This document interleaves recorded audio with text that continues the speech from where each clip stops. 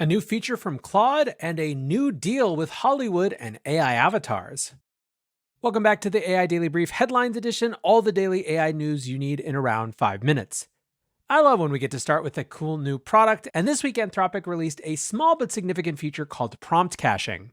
They write, prompt caching, which enables developers to frequently use context between API calls, is now available on the Anthropic API. With prompt caching, customers can provide Claude with more background knowledge and example outputs, all while reducing costs by up to 90% and latency by up to 85% for long prompts. The situations in which they say prompt caching can be really effective is basically anytime you want to send a large amount of information just once and then refer to that information repeatedly. So some of the obvious uses for this: if someone is creating a conversational agent, maybe customer service, maybe something else, especially if one of the use cases for those agents involves long instructions or having to upload documents, this feature is going to reduce the cost and latency for that type of use. For coding assistance, this will allow, for example, people to keep a summarized version of the code base in the prompt. For any use case that involves large document processing, once again, this can improve latency. If you are trying to talk to books, papers, or documentation, you'll now be able to embed entire documents into the prompt. One customer that's already using this is Notion. Notion AI uses Claude already to power its AI assistant, and given how much of Notion refers back to, for example, company documents, they write that they think that this is going to make Notion AI faster and cheaper. Next up, an interesting one out of Hollywood where SAG-AFTRA has struck a deal with AI company Narrative. Variety writes that the deal will create a, quote, new standard for ethical use of audio voice replicas. The deal gives SAG-AFTRA's 160,000 members the ability to add themselves to a database that connects voice talent to advertisers. Individual members will be able to negotiate fees for the use of their voice on a project-by-project basis, as long as the fee isn't lower than SAG-AFTRA's minimum. This feels to me to be very reflective of the direction that I think a lot of things are going to head, where the availability of these tools will create incredible pressure to use them because of the opportunities they open up. And ultimately, the organizations that are tasked with protecting, for example, groups of employees will try to find out ways to make those uses okay, rather than just trying to shut them down completely.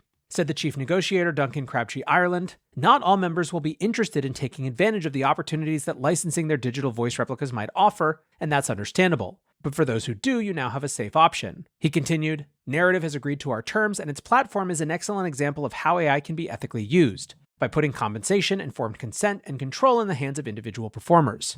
Now, one of the questions that I have is whether there will still be a tension when it comes to cost. In other words, will advertisers push to use non-SAG actor voices because the SAG minimums end up being a lot higher than other ways that they could get access to this? But that's something the market was always going to have to sort out. I continue to think that one of the implications of artificial intelligence will be an increase in unionization as groups of workers come together to try to figure out how to carve out space for them in the future. Moving over to the world of chips, SoftBank has apparently abandoned a plan to build chips with Intel. According to the Financial Times, SoftBank has dropped plans of producing an AI chip with Intel to compete with Nvidia. People familiar with the matter said that the partnership didn't come together because Intel wasn't able to meet SoftBank's requirements. The report said that SoftBank blamed Intel for the collapse of the talks, saying that they were incapable of meeting demands for volume and speed, and that now SoftBank is talking with TSMC. Intel has, of course, had a rough go of it, recently announcing that it was cutting more than 15% of its workforce, around 17,500 people, leading to a significant stock decline and a $24 billion loss in market value. Meanwhile, over in China, Huawei is one of the many companies that is trying to challenge Nvidia and take advantage of US chip export restrictions in order to get market share.